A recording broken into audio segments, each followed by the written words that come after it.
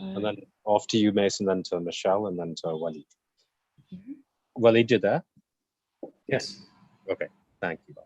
Excellent. Okay, we are live. So I'll just start and I'll say hello and welcome everyone to our third public talk of the Future Perfect Contemporary and the Catastrophe series. This series is part of the Warehouse 421 and Bikar Collaborative Curatorial Development Exhibition Program. And today, we have the illustrious Walid Sadek to speak to us on really the heart of the matter at hand in this colloquium, on contemporary art and catastrophe. So I'm not going to keep the mic for too long, but I do want to thank you, Walid, for making time to speak with us. And, your conversation in one of Bikar's previous courses, which actually were at the point of the beginning of the partnership we have with Bikar, was really detrimental to my art practice and also to the future development of this collaboration together. So it's a pleasure and an honor to have you with us here tonight. And I think I'm not going to hog the mic much more, so I will pass it along to Michelle Song, who is one of the colloquium participants, and Michelle will introduce Walid and guide the discussion afterwards. So without further ado, Michelle. Hi, I'm gonna give a brief but inconclusive introduction. So Walid Sadek is a Lebanese artist and writer. He is professor at the Department of Fine Arts and Art History of the American University of Beirut. His work, The Rune to Come, presented as part of the Taipei Biennale 2016, proposes a theory and poetics for a post-war society disinclined to resume normative living. These collected essays written in Beirut over a period of 10 years between 2006 and 2016 looks at the conditions of living under temporality theorized as the protracted now of a civil war, one structurally capable of perpetuating the conditions of its own dominance. So that's my introduction. Thank you, Walid, for being with us today. Thank you. Thank you very much. Thanks, Rohit, for inviting me again. And I thought that today what I will try to do is try to link some of the ideas I wrote about in some of the essays published in The Rune to Come with some later ideas that I've published around 2018 about the neo-victim. I'll try to make some links, try to bring our conversation a bit closer to where I am right now, as those texts which were published in 2016 are in need of some revision, as the conditions under which we are living have changed radically, I would say. So if everyone's hearing me okay, I'm going to just present a series of ideas, try to link them together, and hopefully we can have a conversation a little bit later.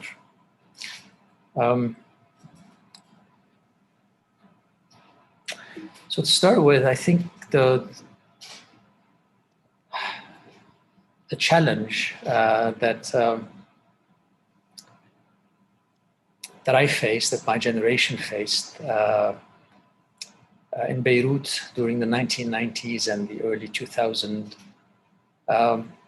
was of course manifold, but one very persistent aspect of that challenge was how to live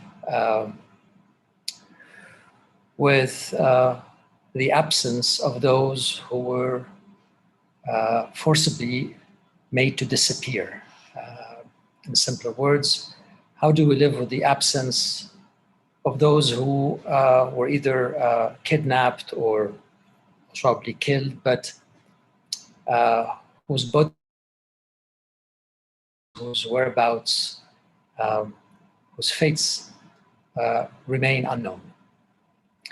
I suppose what allowed me to write what I've written can be partially explained by the fact that I personally did not suffer such an inconclusive fate for anyone I know closely. And I think that perhaps had allowed me the critical distance to think about that issue without either choosing the path of a kind of an activism that demands of the state answers, and in doing so, of course, reinvesting in the state as law. But also perhaps that critical distance allowed me not to slip into a kind of a fatalism, a kind of despairing fatalism. That in Lebanon, and I suppose Lebanon is not an exception here. Questions such as these are never answered, will never be answered. So what I've tried to do in my work and my written work, mostly some of my visual arts and my installations, I've tried to take a step back and ask myself, what happens when someone who was forcibly disappeared does return? Because it has happened in years past where men, sometimes women, reappear. They simply reappear. They come out of prisons, whether in Syria or in Israel, and they return to Lebanon.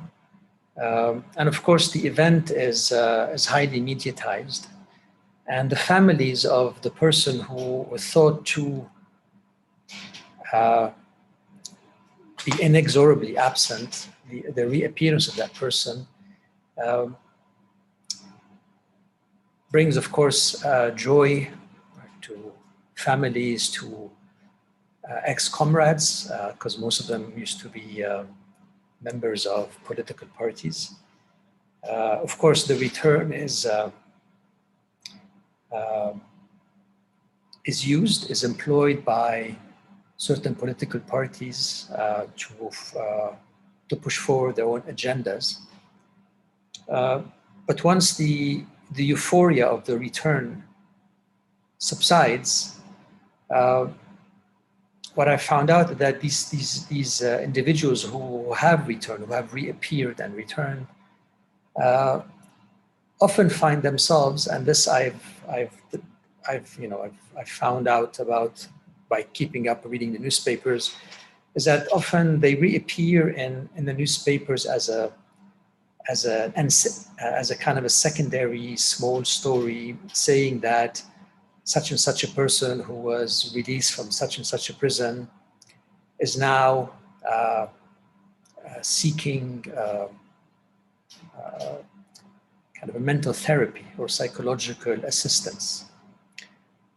All this to say that this kind of sequence of events, the reappearance, the euphoria, the political instrumentalization of the return, and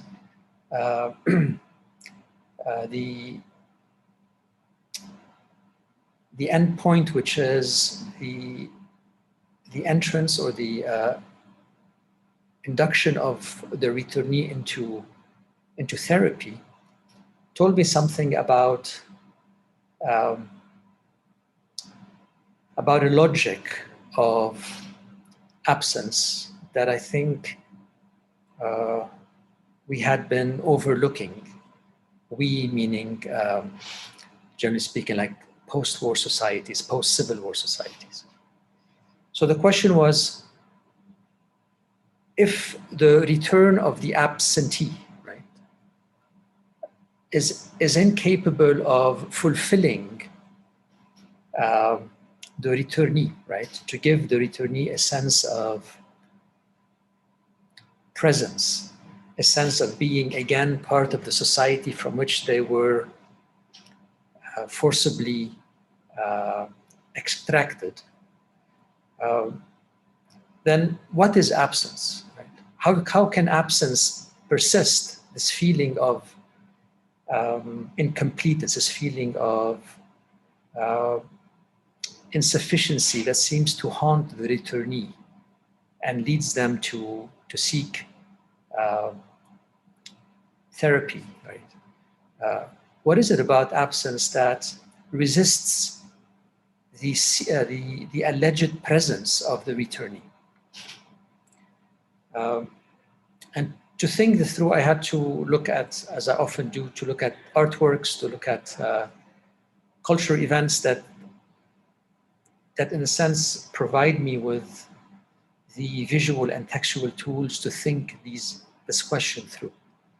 And my proposition was rather, simple, or rather perhaps easier said than done, but the proposition goes as follows, is that when an absence is generated, right, by the violent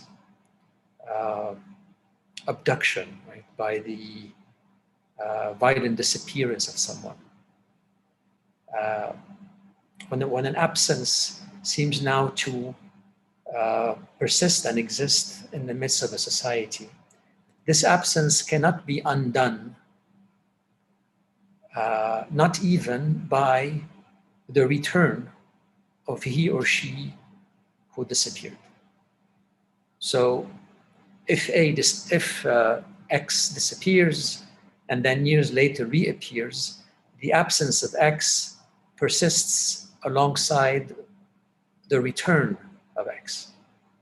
And so the question becomes, what do you do with this absence? What do you do with this absence even when the absent returns?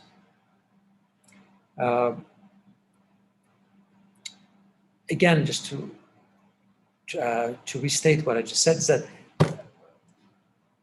when they return, when the absent returns, it seems that the festivities that surround that return and the political instrumentalization are, of course, incapable of fulfilling the absence. What I mean by this, are incapable of filling up the absence, right, or of erasing the absence. And so my proposition was that in order for us to learn how to live with this persisting absence, we not only need to name it, right, to point at it, indicate it, and congregate around this absence. We have the additional labor of inviting the returnee to join us, to join those who are congregating around the absence that was initially generated by his or her forcible disappearance. So again, if X disappears, and then years later X reappears, X now must join those who have been, for those years, congregating and living with the absence that was generated initially by X's disappearance. And it seemed to me that this proposition might be able to propose or offer, to say a better way to say it, might be able to offer the returnee a meaning to their return. Because it seems to me that the return of the person who was once forcibly disappeared, their return is meaningless once the festivities and the political instrumentalization have ended. They will, it seems, from at least the research that I've done years ago, is that it seems that those who do return inevitably find themselves at odds with their society, odds with the time that they find themselves living in once they've returned. Maybe their political vision, their initial political vision is no longer available, right? Parents and friends have moved on. Their political parties have changed their path. We come up with many reasons for it. But the point is that there is nothing certain. There is no available value. There is no meaningful task that is given to the person who returns following a disappearance.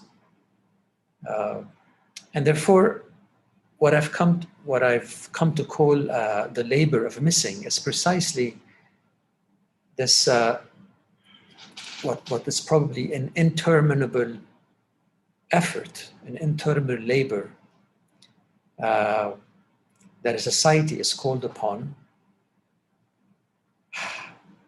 with which to give substance to absence, along with the returnee who now must join this labor or this effort.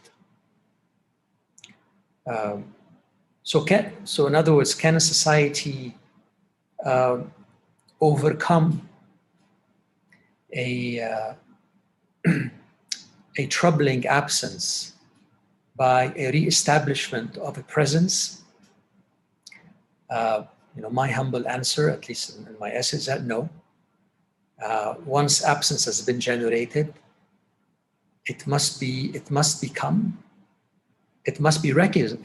recognized as always already now a component of a sociality. It cannot be undone, not even by the presence of the returnee. Now, of course, this labor of missing, right? This effort of congregating around absence, recognizing it, naming it, and by naming here, I don't mean in any kind of a legal way, but rather multiple namings, almost like congregating and speaking in tongues around this absence. Always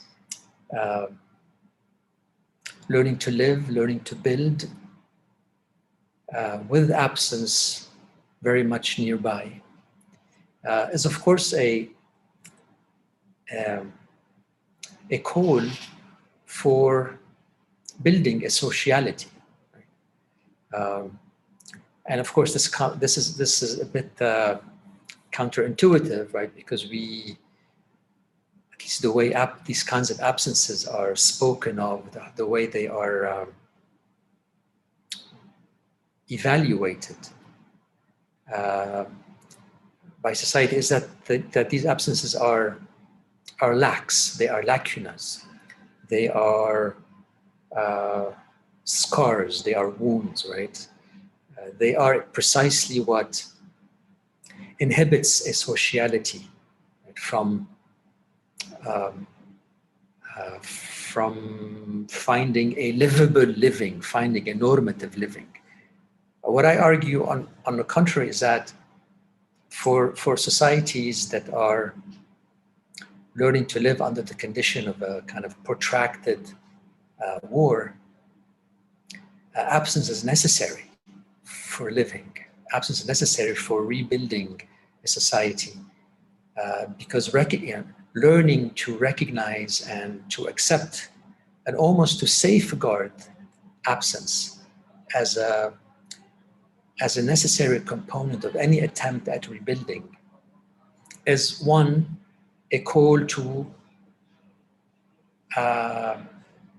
weave a social fabric that does not deny the violence, the many violences that were and are part of its fabric.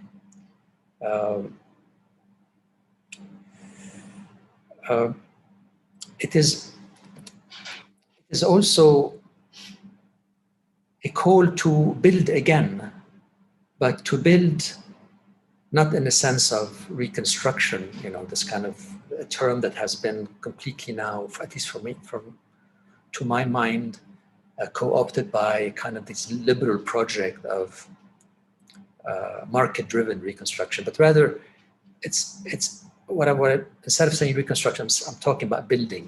So learning to live with absence is an invitation to learn how to build with the material of past violence, so that whatever is built, whatever we may call as a livable social fabric that we might build together, will always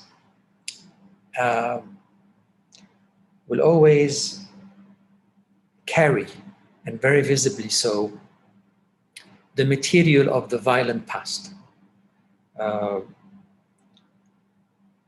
So what we will build, if ever, will always exhibit this material. And absence is an essential, I think, substance. Right? Although, of course, we usually speak of absence as kind of the notional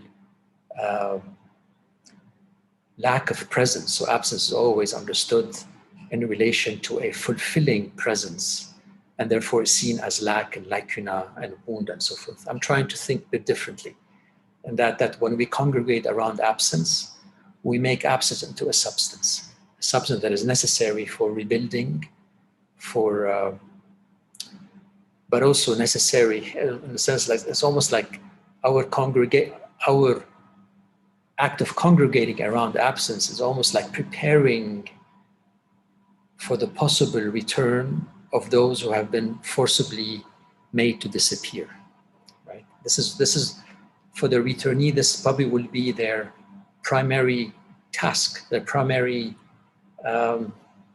contribution, is that once they return, they join the rest of the social, the rest of society, in learning how to live with absence.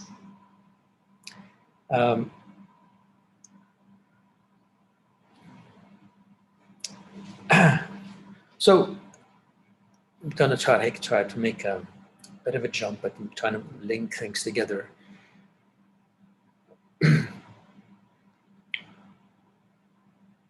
What am I afraid of, right? Why am I doing all this? Why am I writing? Why am I insisting on the substantiality of absence? Right? To be very candid, what I've always been afraid of, well, what I've always been worried about, at least growing up here in the 90s, as a young man and beginning to write and teach and so forth, is what was always worrying me is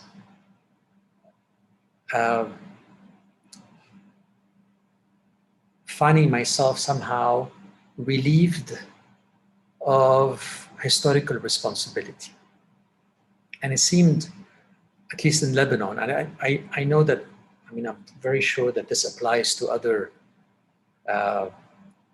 contexts, but I have a tendency to speak only of Lebanon. And if you find that what I say is relevant elsewhere, I'm definitely ready to listen and to converse with you. But I'll try to be local, but not in any kind of reifying way. I'm not reifying the locality that I'm in. This is what I know, and this is what I've been writing about. I say, worried about suddenly finding myself relieved of historical responsibility. I say this because I found that around me, and from the early 90s with the project of reconstruction of Lebanon, of Beirut, and then a few years later with the advent of a number of non-governmental organizations with emphasis on therapy, on healing, the building of more than one institution in Lebanon that dealt with memory, with archives, but always in a sense based on a kind of I would say, an unspoken reliance on the theoretical framework of trauma theory. When put together, it seemed to me that everyone, I suppose, we were invited to, quote unquote, to relieve ourselves of historical responsibility and join the only position that seemed to be offered to us. And that position, as to say it bluntly, is the position of the victim. Now, of course, I'm sure you've all have noticed how prevalent the position of the victim is in discourses ranging from the human rights discourse to a number of NGOs around the world, even the way ex-empires speak of nations in the global south, any society that is attempting to change or resist colonization, different forms of imperialism. There is always this discourse which says that you, meaning whatever, global south, right? You are really incapable of acting on the historical stage. And whenever you attempt to do so, you do, and you will always generate nothing but civil war. And therefore, it is better for you to desist from any such historical ambition. This is how they see it. And enter with our support, enter and take on the position of the victim. And there you will be looked after. You will be taken care of. Maybe not everyone, some are luckier than others, I suppose, but you will be recognized as a victim. And the position of the victim, I think, by the late 1990s became almost a universal position. And so I think that most of what I've done up until 4 or 5 years ago was in many ways an attempt to resist this very tempting invitation. Maybe not for me personally, but I saw it around me.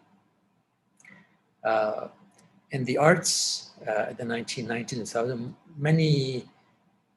many artists in my generation, friends of mine whose work I do respect, but have, in a sense, employed the tropes of trauma theory, often without thinking of all the consequences of such a choice.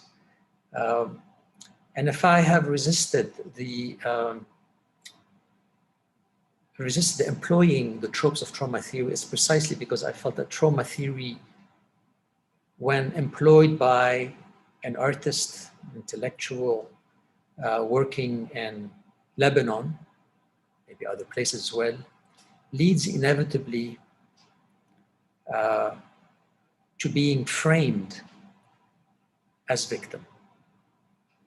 And so one of the ways to resist the position of the victim, one of the ways that I've thought about is this notion of the labor of missing, which I've kind of articulated earlier by saying that's basically, again, it is insisting that absence cannot be erased, cannot be undone by presence, that absence is a necessary component of any attempt to build a livable living by post-war societies.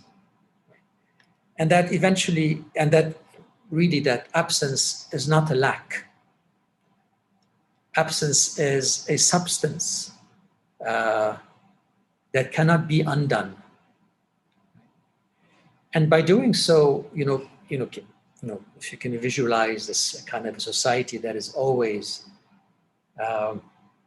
aware of the many absences with which it lives, is a society that is, I think, historically aware and willing to be accountable.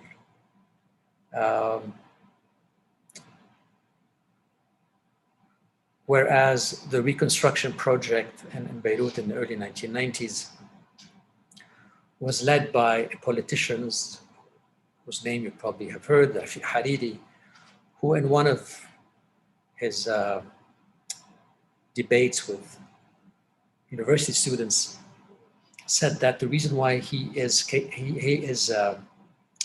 fit for leading the reconstruction project is that his hands are white, meaning clean. So clean hands are necessary, are a prerequisite for reconstruction, which I think is a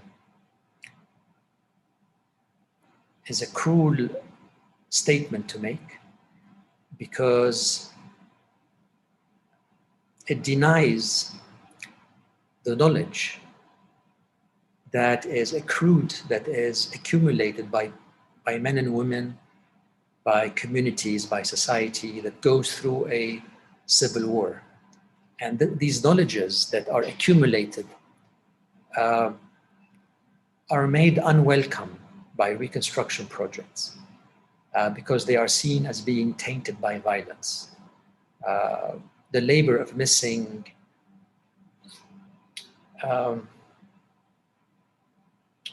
calls on us to carry the weight of the violences that we are responsible for. In other words, no one's clean. What needs to be done is not to distinguish between the clean and the soiled, but rather between those who claim that the future of a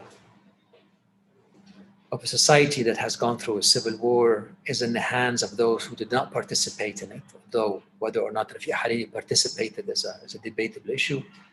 But rather, and so the issue is not to distinguish between those who are clean and those who are soiled, but between those who claim that clean hands are the only hands able to reconstruct, and those who say that, on the contrary, those who can build a future for post-war societies are those who carry this unwelcome knowledge, this knowledge of having been there, of having lived through it, of having seen, of having done, right, having committed, right,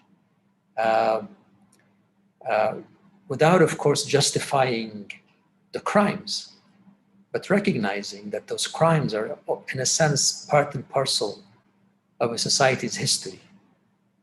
And it's not possible to rebuild without them, in a sense, or to rebuild without our knowledge of them, our understanding of them. So, just to elaborate further on the position of the victim, I'd like to say as well that the position of the victim is an individual position. It is open for many, but you enter into that position as an individual.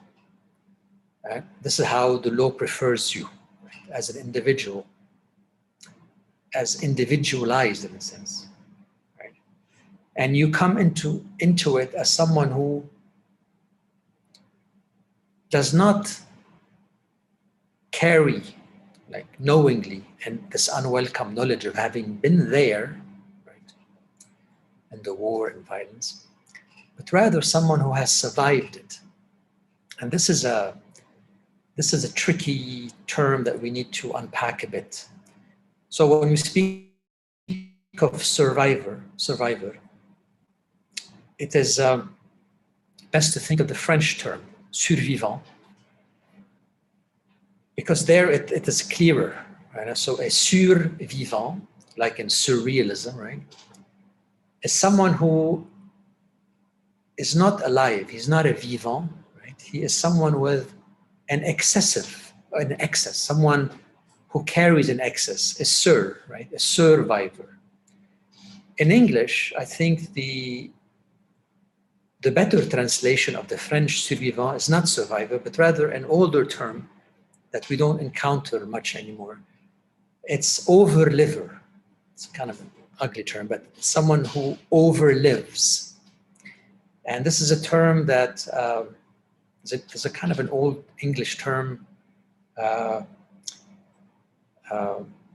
If you ever, I don't know if you've read or you ever have the time to read Milton's Paradise Lost, the term comes up. Milton uses the term where having eaten from the forbidden fruit, Adam and Eve are expelled from paradise, I suppose. And then Adam speaks to God in Milton's Paradise Lost and asks, right? He asks him because he's Adam says to God, we were supposed to die once having eaten of the forbidden fruit, and yet we did not die. Why do I overlive? Right? Why do I live in spite of my death? And of course, the whole book is about, the longer road to redemption, supposedly the coming of Christ and so forth, to redeem our sins and so forth. But regardless of all that, so survivant, survivor, overliver is someone who continues to live having died. And I think that the position of the victim to which we have been invited, and I think we still are being invited every day, I think. We are only allowed to enter that position, one, as individual, as monads, as men and women who, in a sense, are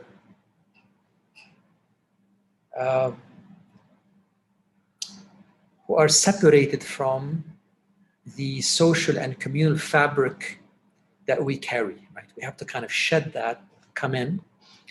And two, we come in only as survivors, as overlivers, and not again as men and women who carry knowingly the unwelcome knowledge of having been there.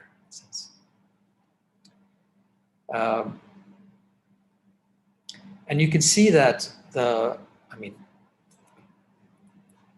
if you more or less agree with what I'm saying, that the consequence again is that once you enter into the position of the victim and you are being tended to, what you're actually exiting from is history. Because once a victim, once an overliving, individualized victim, you are no longer acting in history. You are no longer allowed to be historical. Right? What you're allowed to be is the victim. Right? You always, in a sense, your role, in a sense, is always to indicate a violence that you have survived. What that violence is precisely, right? What the history of that violence is no longer yours to speak. So victims become, one can argue, like an empty signifier of a previous violence, right? That they probably are no longer able to articulate, to represent. And here you see how the slippage into trauma theory becomes very easy, right? Trauma theory, which says that that somehow a society survives an event as if unscathed, to quote Freud, but is unable to represent the event, right? And therefore lives on reenacting symptomatically the event. And you can see how from victim to a traumatized victim is easily, the slippage is very, very easy. And so, for me, when I was writing, and still today, as I'm especially right now trying to think again and speak with you, it's very hard to maneuver in this field, right, of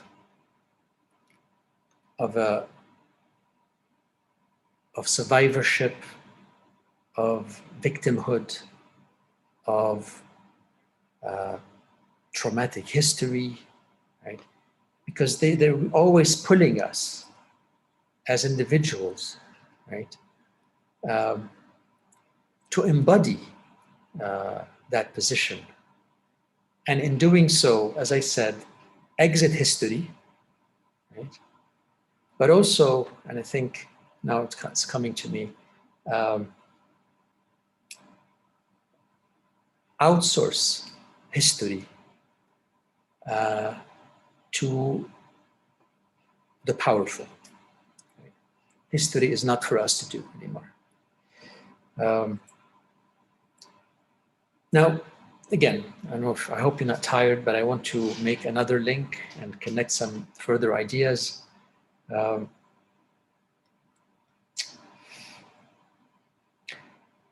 So when we say that right, so the victim is an overliver, right? Someone who lives in spite of their death.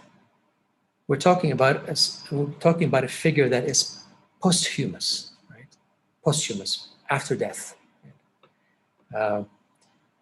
So this victim live a life that is marked by an excess, and that excess is a death that has occurred. Right? But it's a death, again, that once you become a victim, it's a death that you, it's a death of which you are an empty signifier because you can no longer name it and historicize it. Right? What is that death? What happened? Sorry, Willie. The survivor is the overliver, right? That then can take about the victim, or I'm just... Sorry, say it again, Rohit. The survivor is the overliver, right? Is what? Not the survivor is the overliver. Yeah, these are, so, and when I say overliver, I'm trying to spell out what is meant by survivor by relating it to the French term of survivant. No, right? correct. Sorry, you just said the victim is the overliver, but that's not what you're... No, so when you enter the position of the victim, you're already an overliver, you're already a survivor. Correct, yeah. You're a survivor because you have overlived a death, but that death, once you're a victim, the death that you have lived through is not a death for you to name, articulate, and represent anymore. It will be represented for you, if at all. So the question for me, for us, I don't know, for the text, let's just say for the text, is to propose, again, another position, right, with which we can challenge the position of, again, I'm just going to say the victim, so just not to enumerate too many terms and get lost, right? So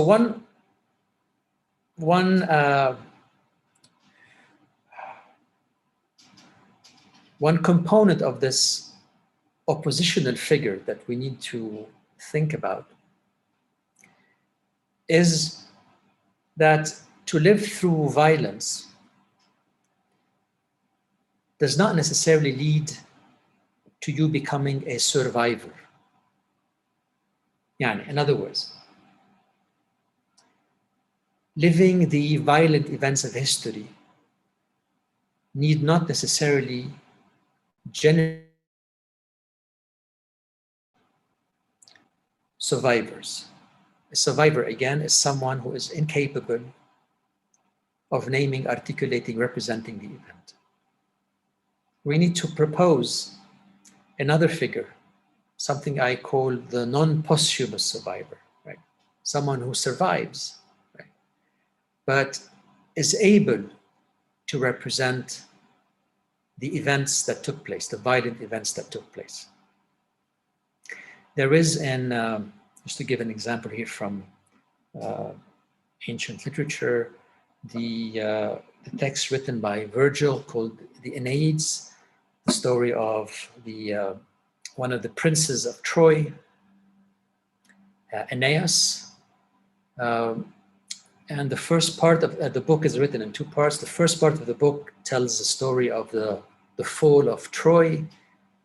And that part ends with Aeneas, a prince, one of the princes of Troy, escaping the city and then turning around, going back into the city ablaze, carrying his dying father on his shoulders and running outside, running away from the city. And once at the more or less safe distance, Aeneas, with his father on his shoulders, weighing on his shoulders, turns around, looks at the city that is destroyed, ablaze, and says, and I quote, says, "I have lost and I know it." This is how the first part of the Aeneas concludes, with a survivor, right, who is able to say that he has lost. He knows it. He knows what the loss is. And I took my lead, in a sense, from that story to begin to think about how can we propose a kind of a non-posthumous survivor, a survivor that does not live in spite of the death, a survivor who knows what happened, who carries this unwelcome knowledge, who can speak and represent and carry and be accountable and make others accountable. Right? In other words, a survivor who resists entering into the position of the victim. Okay, I think this is key here. The non-posthumous survivor is one who resists, who refuses the offer to enter the position of victim, precisely because he or she wants to remain historical. They want to speak, right? Not to exonerate themselves from responsibility, but to carry, not as individuals, but as members of a community, as a collective, as sociality, to co-carry the weight of the historical past. Now, of course, the obstacles to thinking, needless to say, to living as a non-posthumous survivor are many. I mentioned already a few, but I think one of the most pernicious obstacles, I think, in the last few years has been a development in the conception of the position of the victim. And this has been very troubling. And I think I am living this reality of this, what I call the neo-victim. Now, you know, if you've read Frederick Jameson, that the prefix neo, whenever it is used, indicates like neo-dada or neo-whatever, neo-abstract art, whatever you use neo, it indicates, at least for Jameson, an end of history, an end to history. at least from a position of the liberal democratic viewpoints. So I'm using neo, again, intentionally, in reference to Frederick Jameson, to say that the development that I want to talk about, this development of the position of the victim into a position of a neo-victim, indicates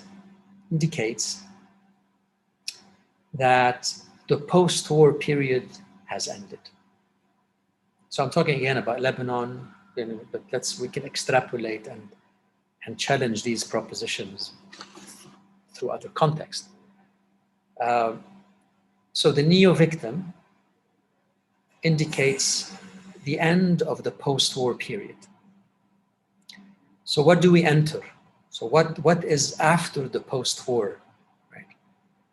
Which for a long time I thought is protracted, that just doesn't end. But I think that this development of victim into neo-victim brings an interesting inflection into this protractedness, and I still have to think about these things and write about them, hopefully. But what I'm trying to say is that after the post-war, is there another time? What is this time after time? To quote the great Cyndi Lauper. So what is this time after time, the time after the time of the post-war?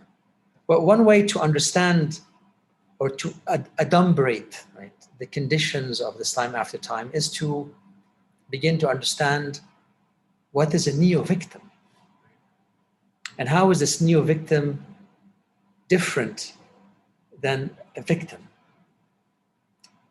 Well, one thing is that, one of the ideas is that the position of the neo-victim moves from being an invitation to being a condition. There is no other position to occupy. The neo-victim is everybody. And what I mean by this, that the neo-victim is the position that that levels victims, levels what could have been a non-posthumous survivor. It levels the perpetrator, and it levels the anger. It erases the anger of the unreconciled victims. I mean, these are different positions. We'll talk about each one of them. But in other words, the position of the neo-victim does not recognize any other position, as it equalizes and levels all accountabilities in reference to this ancient war that becomes impossible to remember. So from the position of the neo-victim, whatever past violence might have occurred is veiled, right? It is veiled by, and here I have to go to use some Freudian terminology, which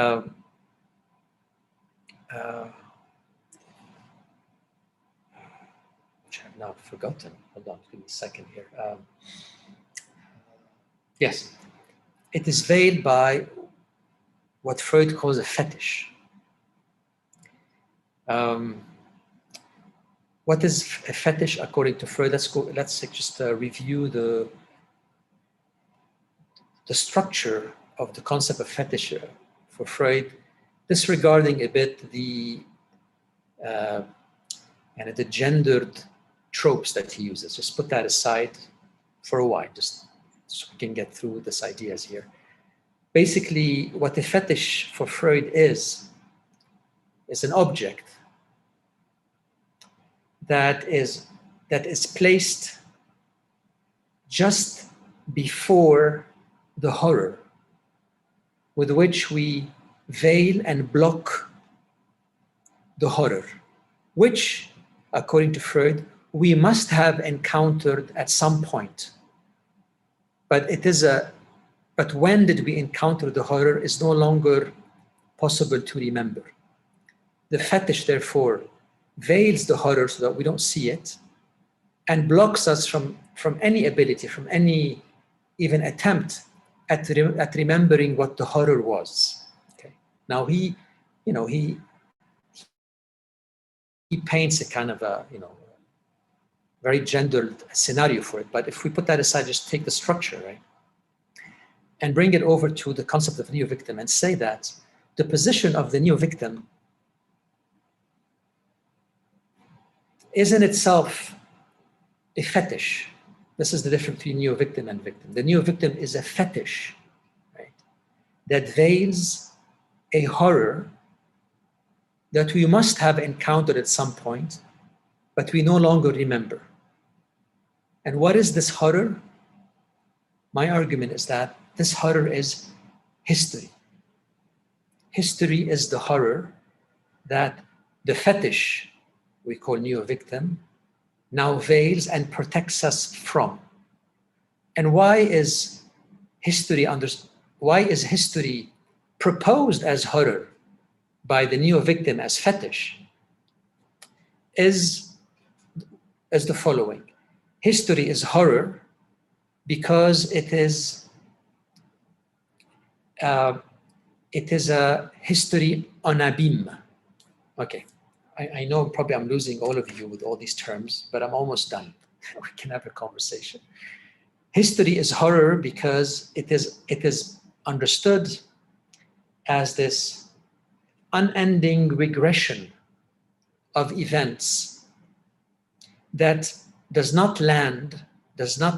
cannot be grounded in any one necessary moment around which it is possible, right, to assess and to ascribe accountability.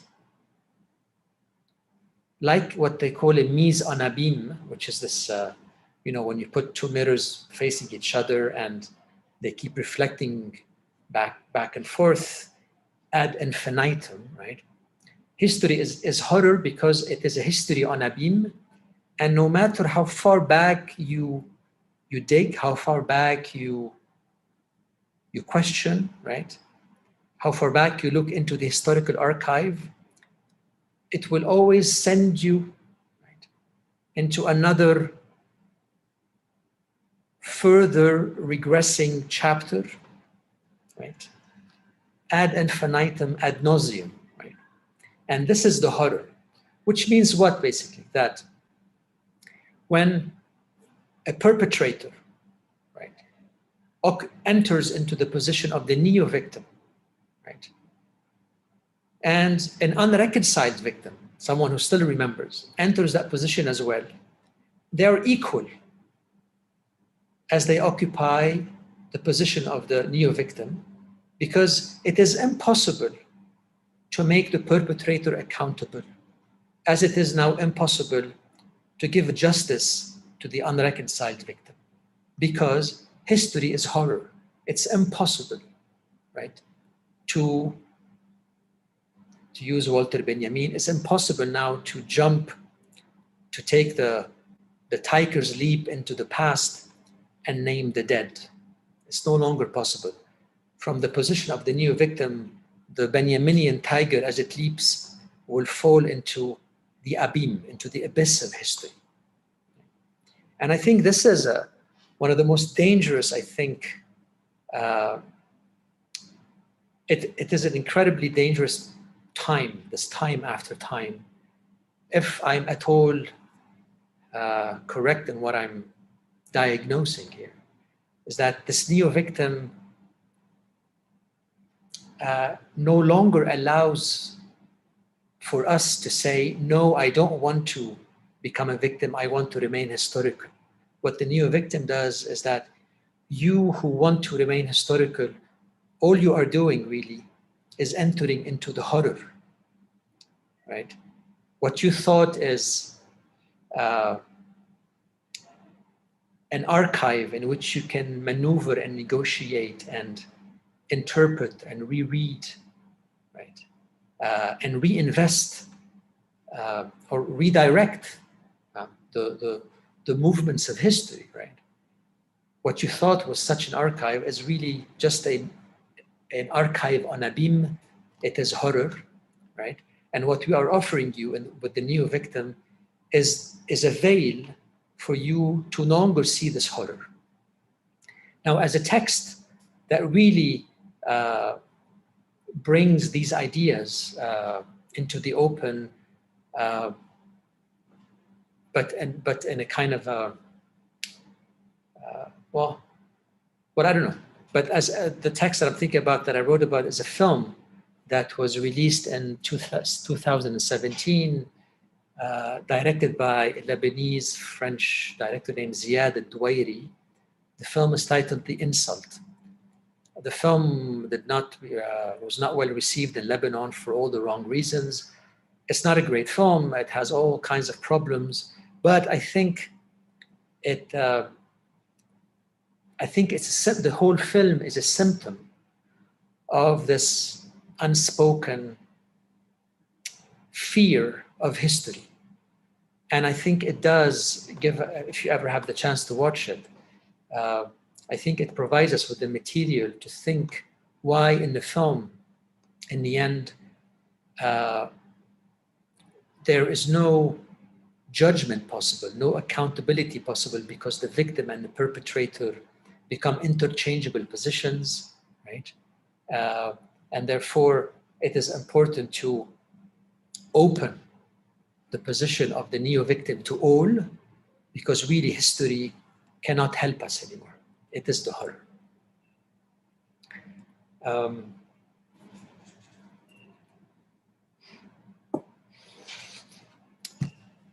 Is it okay if I stop there, Rohit? Thank you so much, Walid. That I really enjoyed hearing the new work, especially on neo victimhood. This was fantastic. Michelle, do you want to kick off the Q&A, or should well, actually, what we usually do is we take after the presentation, we give you a break for about 5 minutes. We also give the audience a break to process, which we found to be a nice way of having a more productive discussion. So can we take 5?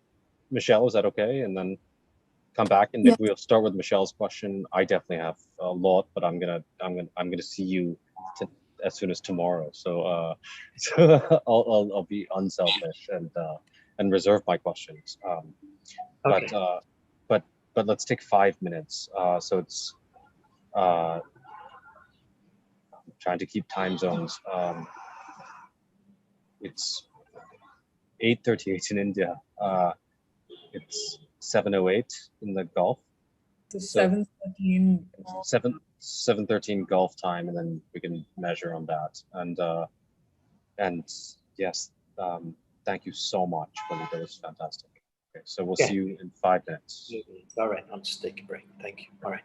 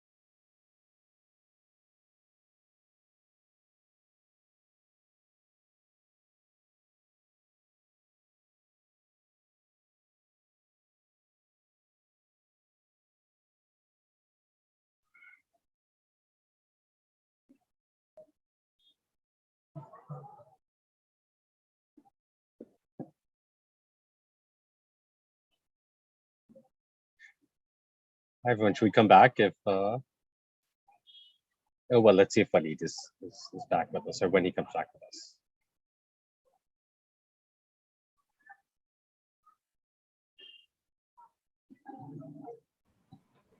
Hi Walid.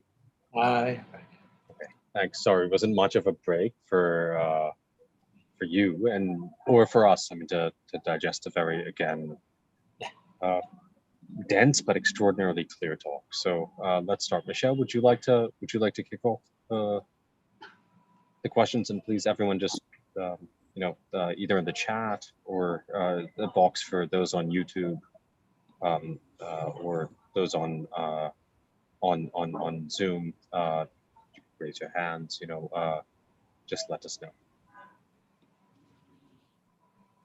Yeah, hi, thank you Hello. for the talk. And I want to apologize first because I'm not great at brevity, but I have kind of two questions that are a little bit related, and a third question that I think they all relate, like they all connect somehow. And the first is that in the first part of your talk, you're saying that once an absence is generated, it should be recognized as always already a component of our sociality, and that this process is protracted and it lingers somehow.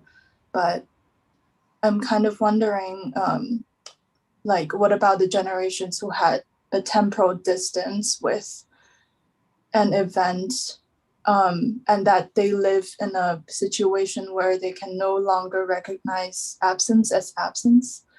And in that case, how does absence as substance gets translated, and how can the work of memory function not by way of erecting monuments, but by way of like what you mentioned as kind of laboring the missing and naming it. And the second question has to do with art and post-war artists, which is that, could you elaborate how art provides you with the visual and textual tools to think through these concepts? And also, I think part of your writing, you mentioned that some of the post-Civil War artists were in some ways pressured to divulge what happened during the war. And could you tell us about this position in relation to the posthumous victim? And what do you see in art that is alternative to that? And my very last question is kind of, it's brief, but like, how does your talk today relate to your critique on hope?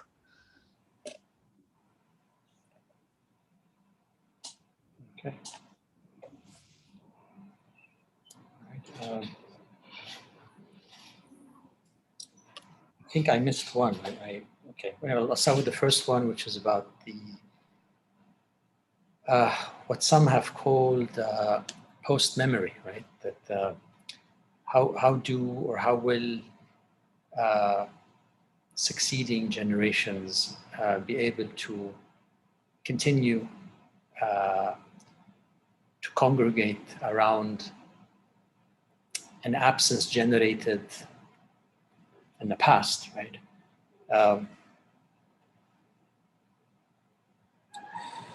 Well, ironically, the theory of post-memory does not apply to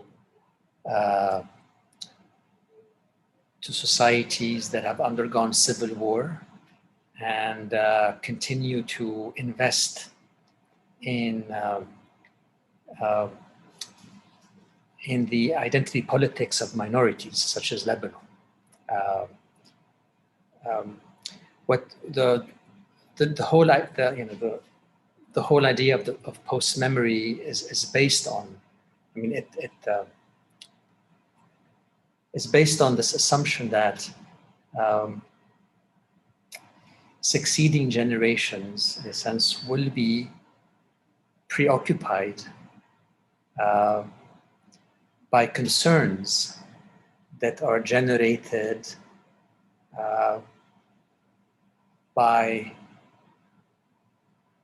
how can I say it, by the workings of a normal society, and therefore these succeeding generations will be investing their efforts, their mental efforts into other concerns, and may, in a sense, lose track, right,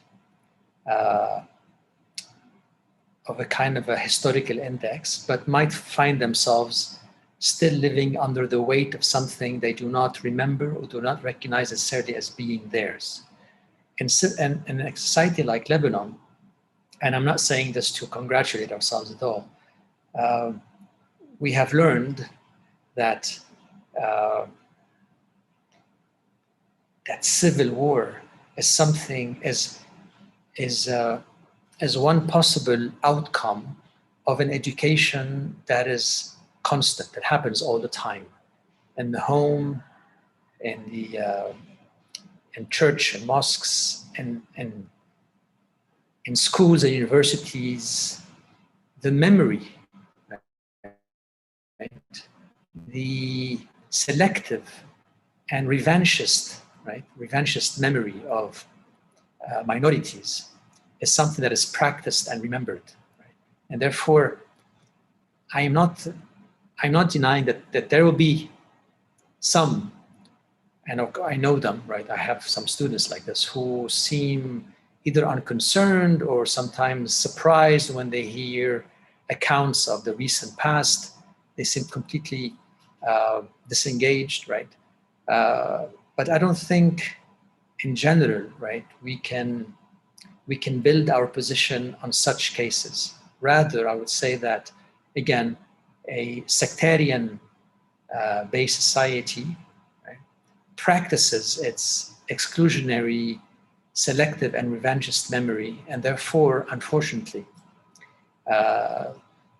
such a memory, which is, again, as I said, selective and exclusionary, will always be present and available for activation. And accordingly, I would say that the problem for us is not remembering. The problem for us is, again, a selective memory. And so the question becomes on how can we learn to forget, right? If we understand forgetting as a dynamic process through which the past is constantly being reinterpreted, right? So maybe this is like a concise answer to your first question. Another question was about artists in the post-war period. So we're talking about 1990s, early 2000s, who in a sense were asked by or invited by the primarily by the international or the global art circuit to divulge, right? To make art that tells extensively, right? Of wounds, of crises, of pains, of violences, and so forth. I'm not going to, name names or something, but I think there was such a movement, and so that this kind of art of that divulges, right? That was welcomed and still is welcomed. I mean, only recently, following the 4th of August explosion in Beirut, there's this art festival called Ars Mundi, I think, that takes place in France. And following the explosion, the festival decided to dedicate their edition to Beirut. So they invited quite a number of artists and writers. I was sent the link to look and read and so forth. And except, there were a few exceptions, but in general, I mean, the majority, if you were to read and watch the videos, it was just like one long funeral, one long lament, or to use the term that you were suggesting, one long act of divulging. And it was supremely welcomed by the European audiences. What was missing, of course, is an art that, like the Prince of Troy, Aeneas, says, we have lost and we know it, and then from that knowledge makes a proposition on how to live in such conditions, rather than simply describe, right, and lament the realities that, in a sense, we are succumbing to. So that's a problem. Divulging is a problem. But again, it is like the position of the victim. It is one that is highly prized, and the venues in the global art circuit are many, to commission, to welcome, and to present such art. The critique of hope.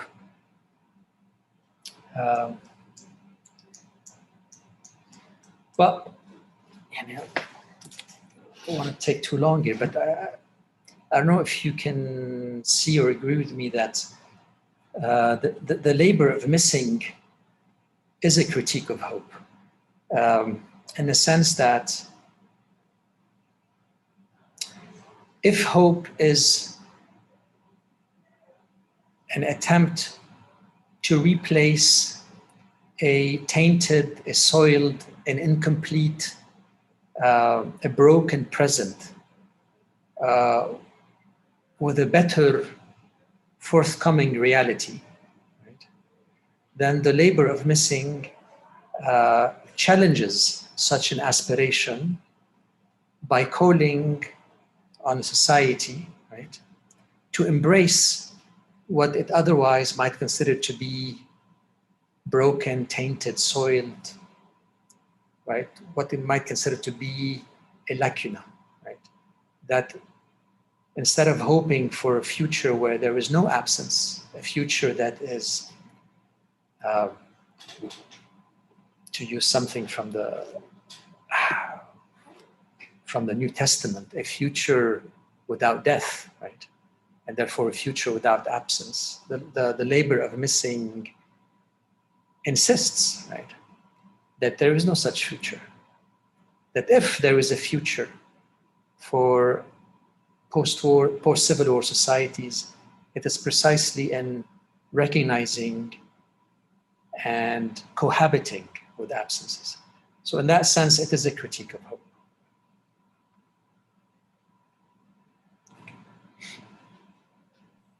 Thank you. Thank you.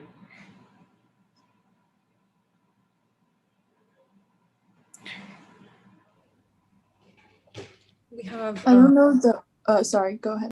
Go ahead. I was just sort of reading out the queue that we have. I think Isaac just raised his hand, and then we have Jean. Hi, Walid. Thank you. I'm really intrigued by this construction of history on a beam that you've articulated, and I think about this a lot. Maybe I think about different flavors of this phenomenon, but the impossibility ultimately of historiography, the fact that this has always been a fact, right? But that our perception of this abyss really shifts and sort of indexes what it's like to inhabit a given time and place.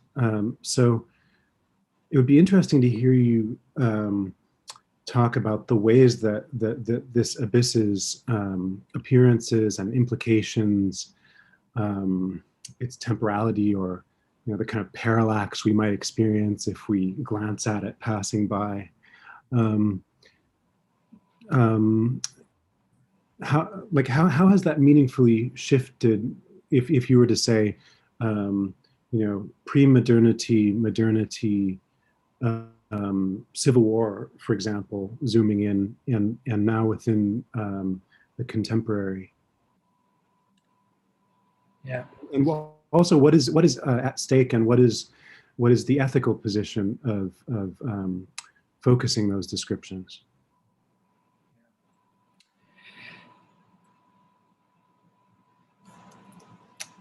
if you allow me, I will give examples, but on a much smaller scale, was relating 3 works of art that I think can tell us something about the shift that I think I see in the last 30 years from the possibility, no matter how tenuous, to act historically, to what I see now, where history becomes horror. I'm going to be rather quick here. But, I'm going to mention 3 works of art. The first one is took place in 1992 in Beirut, actually just outside Beirut, during which an artist named Ziad Abilama, who comes from a well-to-do family, put on his finest European clothes, beautiful tie, very expensive shoes, slicked his hair back, put on a jacket, and went for a stroll on a public beach. And when we say public beach in 1992, we mean basically a garbage dump where people on the beach, where people find ways to get to the sea. So he went there and he walked around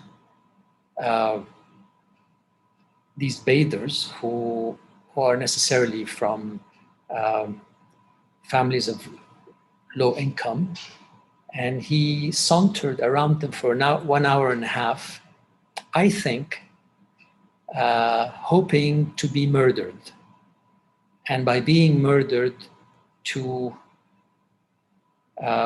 generate the first non-sectarian and class-based act of violence of the war. It never happened.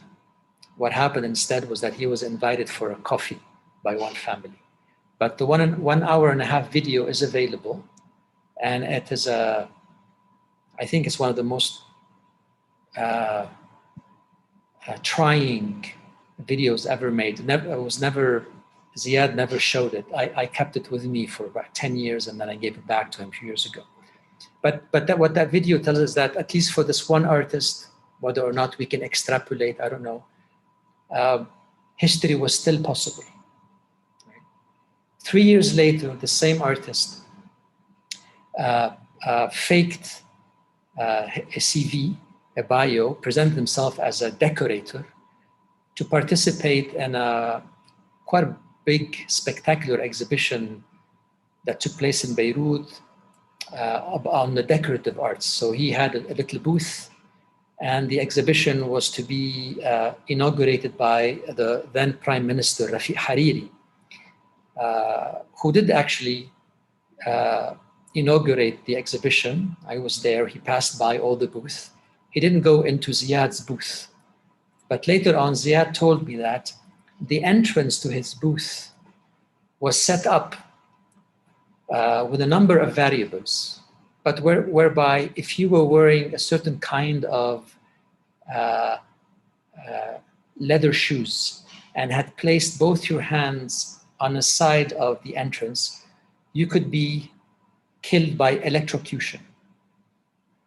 And so again, it's a work of art from which we can extrapolate that it's a moment when it seemed, at least for this artist, that history was already becoming impossible, and that the only thing that we can do is to try to assassinate the man, the project, right, that was promoting and initiating a kind of a so-called neoliberal reconstruction of Beirut and the end of history, in a sense, for Beirut. I'll jump to 2000 and what was it, maybe 16. For about 3 weeks, there's a very ugly skyscraper, unfinished skyscraper in Beirut known as the Mur Tower. It has a very ghastly biography, right? It is said that from that tower, It was used by snipers, that people were tortured in its basement and so forth. But what happened in 2016 was that this young artist, so this probably goes back a bit to Michelle's first question, this young artist got a permission to beautify, to prettify the building.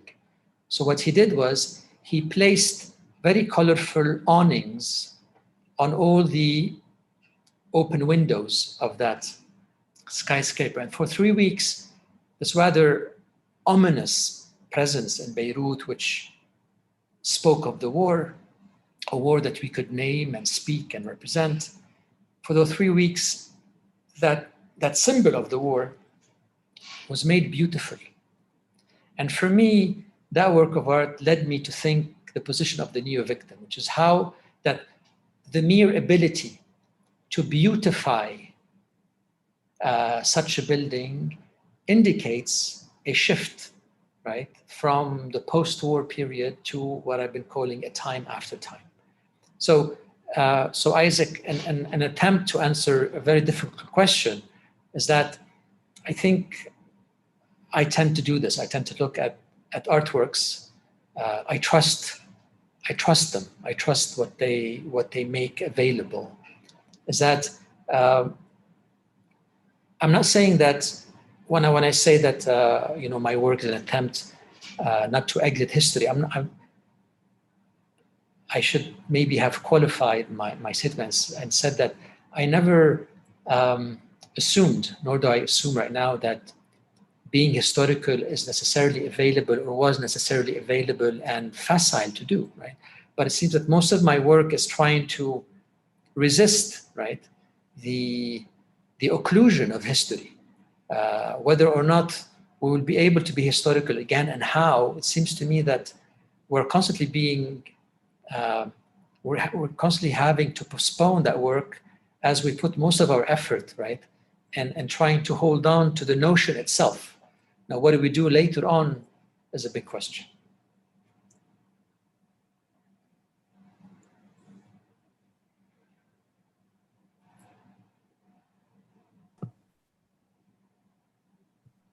Hi, I've been unmuted. Does this mean I can ask my question now?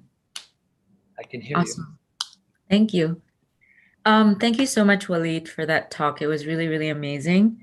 I kind of would like to keep talking about kind of the issues around the neo-victim, and because I still think that, I think it's a very complex idea, and I think that your response to Isaac definitely helped clarify a little bit about what you perceive of as the neo-victim. I think that I was wondering if we could push the idea of the neo-victim is a fetish that veils the horror, and you said the horror is history, but I'm like, what is there another way in which we can think of, or like, can we expand on this idea that the horror is history? Because I'm still having a difficult time kind of conceptualizing what that is.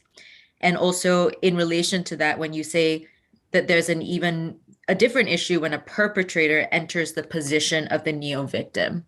And I just want to, what does that look like? What does that mean? I have 3 questions and they're all sort of related. My second question relates to your method, your choice of examples, and the way in which you've constructed your argument.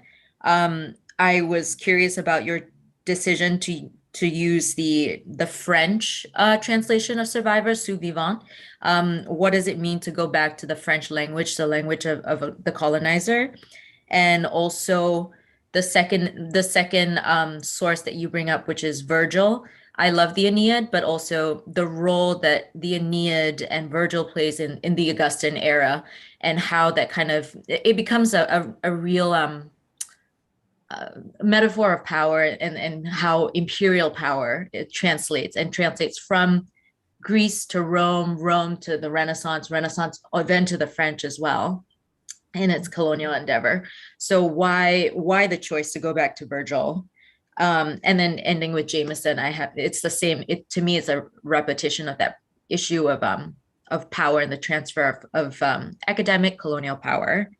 And my last question is in this space of thinking about the neo-victim, is there also then room in that kind of critical examination for intergenerational trauma? And how do you think of, if yes, how do you think of intergenerational trauma in relation to the neo-victim? Those are my questions. Thank you so much, Walid.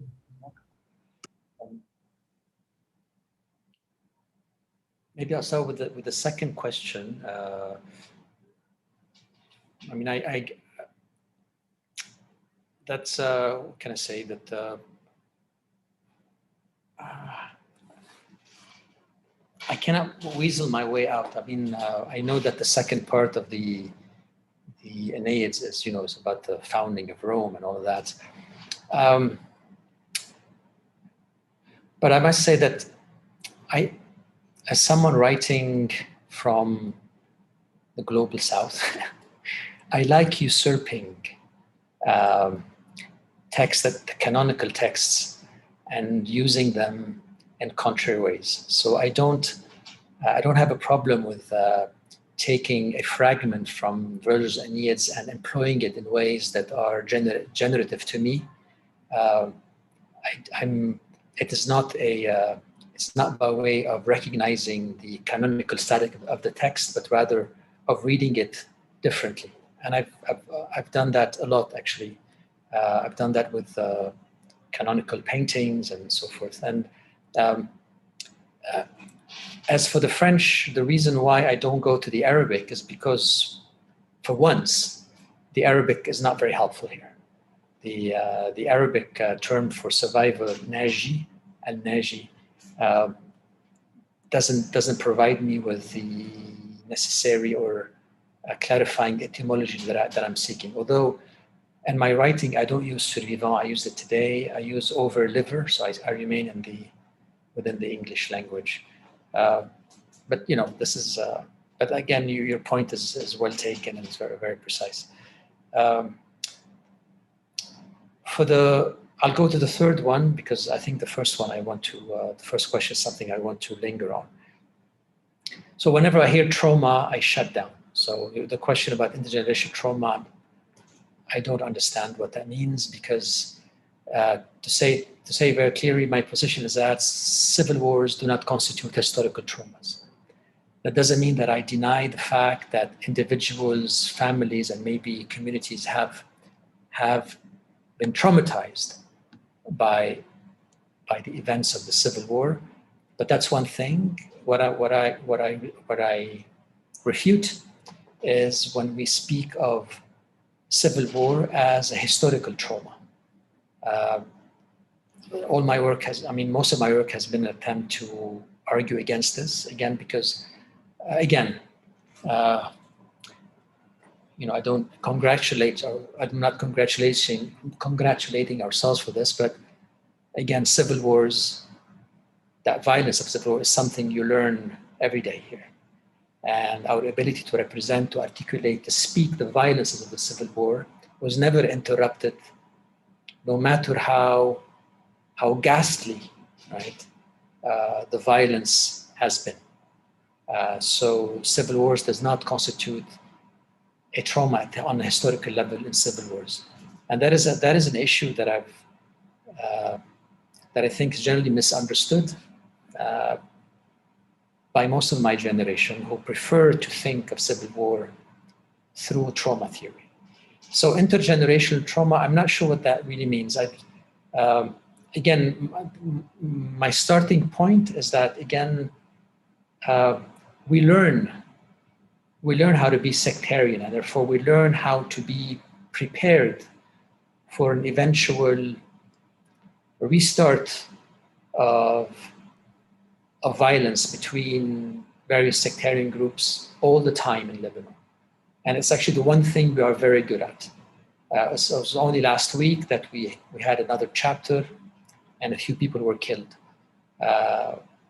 And we always forget that the foundation of the Lebanese state was a sectarian foundation. So if we start from that point of view, I think the question about different generations becomes different. We have to articulate differently. Now for Right. the first question, yeah, sorry, go ahead.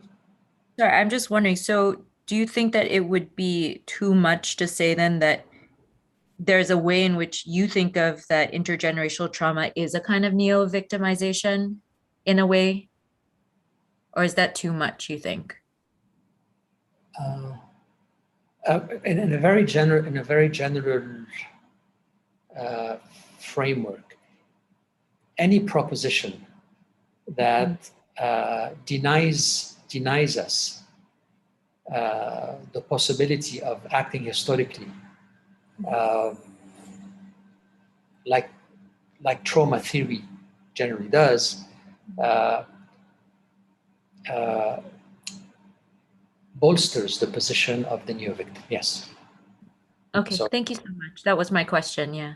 So the first question, I mean, I can definitely share with you the essay I wrote, but if I can, I'm going to read just a couple of things. I promised myself not that I won't read, but so I'm just gonna, I tried to elaborate on the neo-victim, and I'll just mention a few things. One, that the neo-victim does not appear with the end of civil war.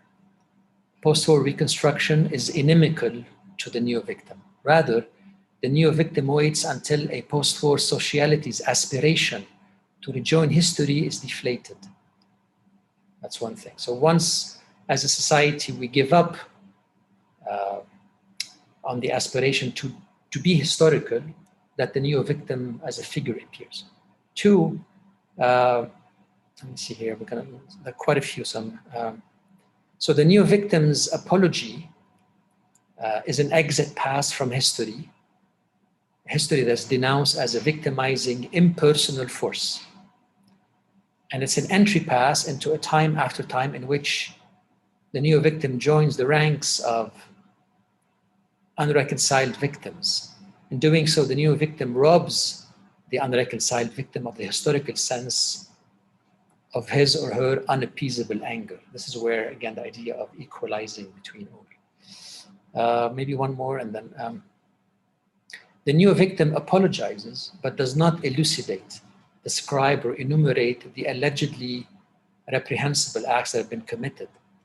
The neo-victim's memory is one that releases information, but also one that withholds. So the position of the neo-victim is also instrumental in a sense. But if I go back to your question precisely, you were talking something about neo-victim and the horror of history, right? I'm not saying, maybe I'm going to repeat myself here, but tell me if this is helpful at all. Is that,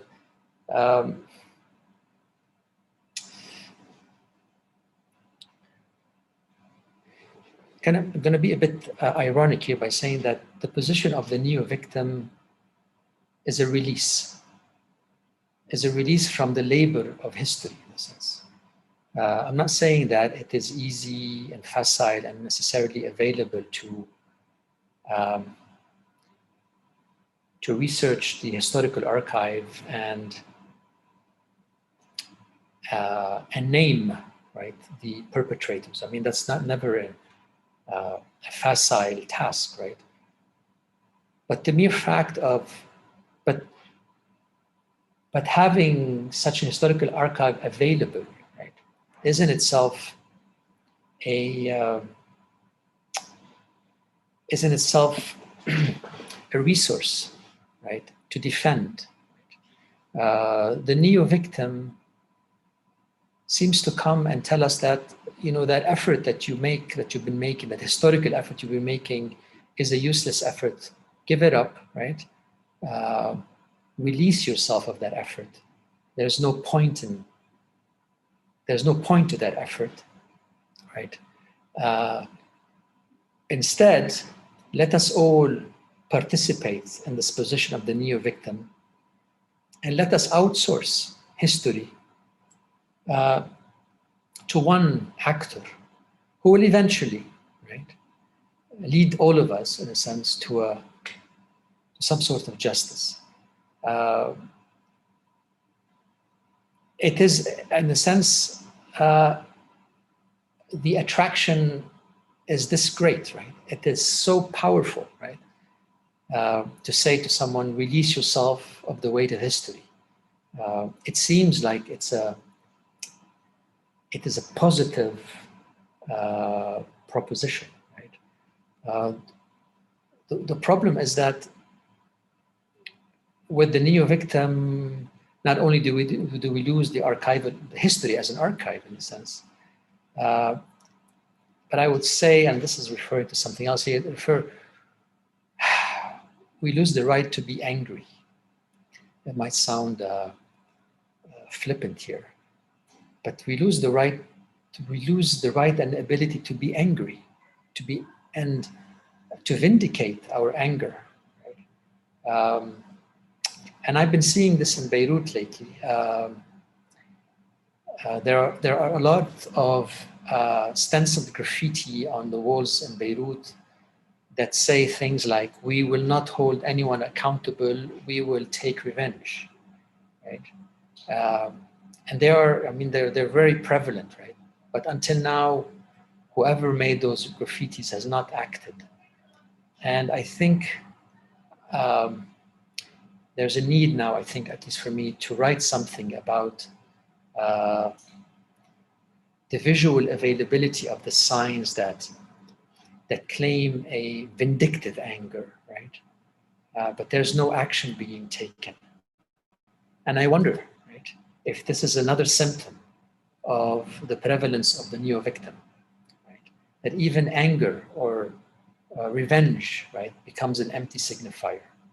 It's a worrisome observation.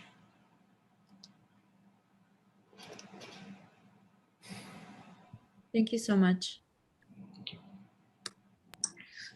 Walid, we have a question from YouTube. And I think I'm trying to read it and see the screen at the same time. So I think the question is about how does the labor of the missing differ in the time of victim as invitation and the time of neo-victim as a condition. Does that make sense? Yeah, I think I understand, and I think the answer is simple for once. The labor of a missing belongs to a time when the victim is still an invitation. In the time of a neo-victim, we may have simply a notional memory of the labor of missing, but it's no longer a possible labor.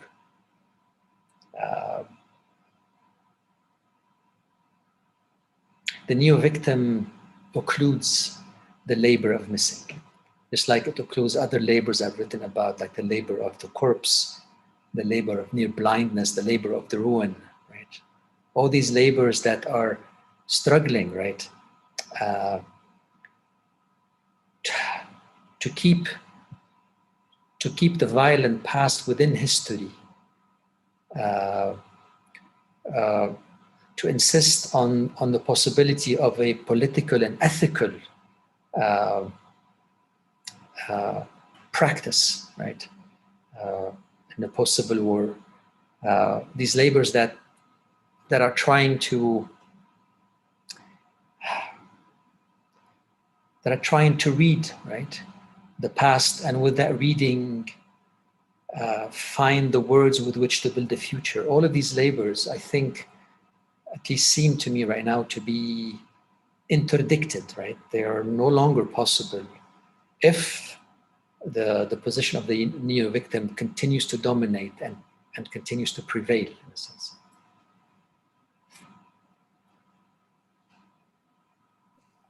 And Kirsten has a question. Hi, thanks. Walid, I wanted to ask you to work with, I want to say first of all that I think the idea of the lack as productive, it's something that I very much appreciate, and I've been trying to incorporate in my work too. But then whenever I'm thinking from Lebanon, I find myself also having to think from Palestine, because the two are so entwined and kind of artificially separated, the histories, and they have very interesting parallel art worlds, especially in relation to violence and victimhood. And so the project, your offer of learning to live with an absence nearby, which I hear you calling out to a Lebanese would-be citizenry. I wonder how it would resonate for Palestinians, because would it be addressed to Israelis and the present absentees? And so what would the positions be there? What kind of sociality would one be asked to build? And I also, obviously, I hear you in weaving a social fabric that does not deny the many violences. That would seem to speak right to Israelis, but it's not a clean thing. And then this idea of a protracted absence reads differently there, right? Or an absence that's always already. And I also just wondered if Basil Abbas's and Rowan Abu Rahmi's work has been productive for you, if you've looked at that, because I think they are trying to. Okay. No, can you send me something to read? I would love to, yeah, sure. Yeah. Not to sound pompous, but the labor of missing would signal the demise of Israel. Could you say that again? I didn't catch it. The labor of missing would signal the demise of Israel if practiced by the Israelis. That's a country that is completely drunk on presence. The moment they recognize that they cohabit with absence, it will be the end of Israel. So I'm not worried about that very much. Although what worries me more is the ability of the Israelis to still, to some extent, monopolize the position of victim. I never, like in my writing, deal with the Israelis directly, but only indirectly by critiquing the whole project, the literary project of the Holocaust. Is to open up the position of the victim to be able to critique it, right? Because the position of the victim within the literary theoretical project of the Holocaust and Israel by extension is a closed one. It's a taboo, right? It's sacred. You cannot touch the victim. I want to unpack the victim to critique it, right? So there's, I think, although I don't engage with Israeli thinkers but if I had to, right, I think that it seems to me like the work is able to resist any appropriation, by some sort of Israeli intellectual machine. I think, I could be wrong. You tell me.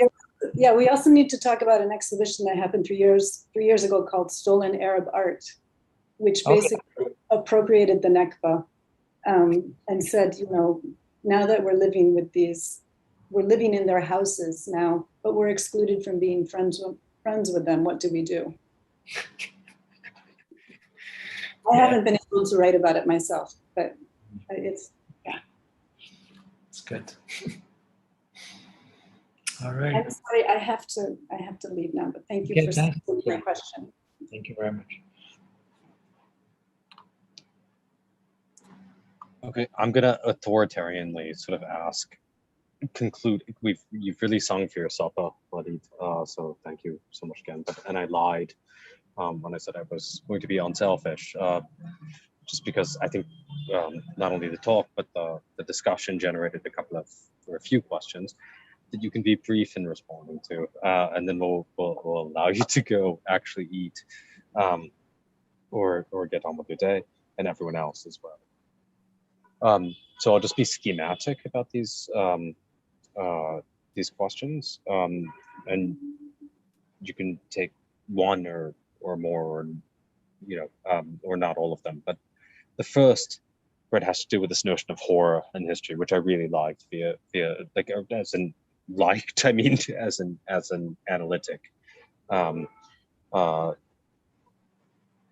I think that there's something though that we need to think about, right? I mean, like if you think of like, you know,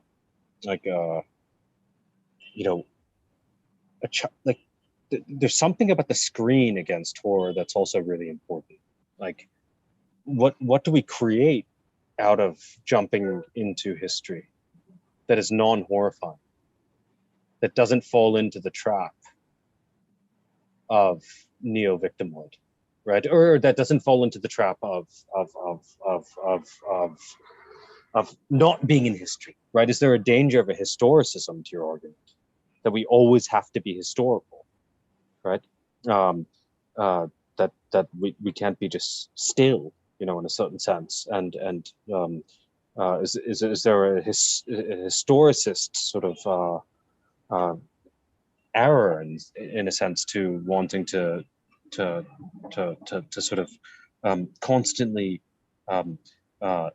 respond to the project of neo-victimhood through placing us back in history? Okay, so that's one, right? And because I don't think that, you know, I think history is all around, and so like I think also this is on question one. Like I don't think that the response to intergenerational trauma, for instance, is, which I totally agree with you on trauma theory, but as you know, but like is so much that it's more about the fact that what happens when we go from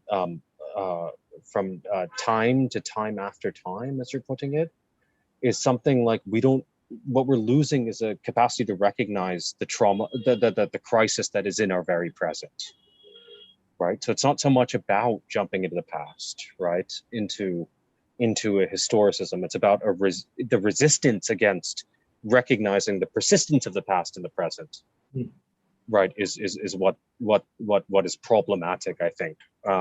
So that might be one. If I'm, depending on what you say with regards to my suggestion, that maybe there's a historicism that's at work in your very interesting argument. It could be corrected very easily. And then I think we would have to get rid of something like time after time. We would have to just have to say that there is something like something outside of history, always within history, right? That there is a break in history that we recognize or don't recognize with various degrees of intensity, right? At all times. And so it's not about a historical move from after the Cold War to then, which is time, or victimhood, or after the Lebanese Civil War, which is time, and then after the Lebanese Civil War, which is time after time. It's that this has always been there. There's a sort of transhistoricism to the argument. The other thing is about absence and what you were saying with regards to absence being substance. Okay, like, and I think they're related. But why wouldn't, and of course, I think I liked your response to Kirsten's question. I thought Kirsten's question was very good. You know, I was thinking about this as well, the question of Israel. But what is it about Lebanon? Again, I think you're doing a disservice to the project by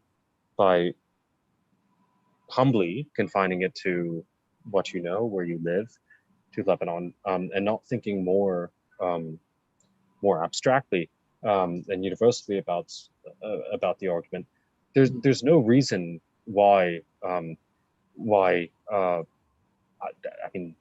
think Lebanon, every nation state in the world, India, where I am from, you know, like, is drunk on presence, you know.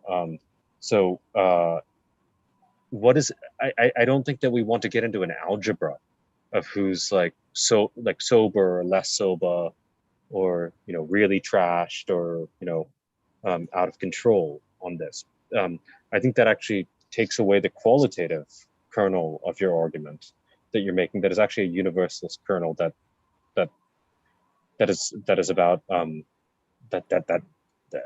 we would basically, if we took your argument seriously, would be compelled to think of a new international.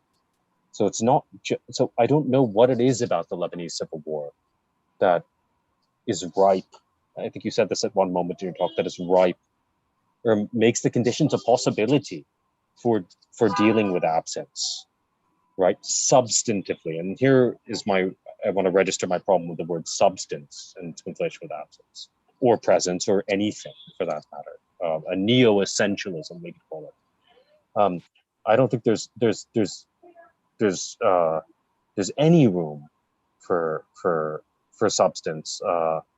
There's nothing particular about the Lebanese civil war that makes absence particularly, possible there and not elsewhere. So, two, I know, difficult questions, but no, if I seem to suggest that, then I made a mistake. I was not essentializing or particularizing Lebanon.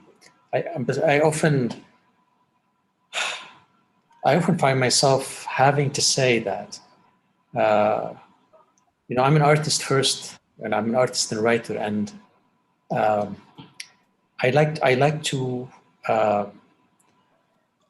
know the tools that I work with.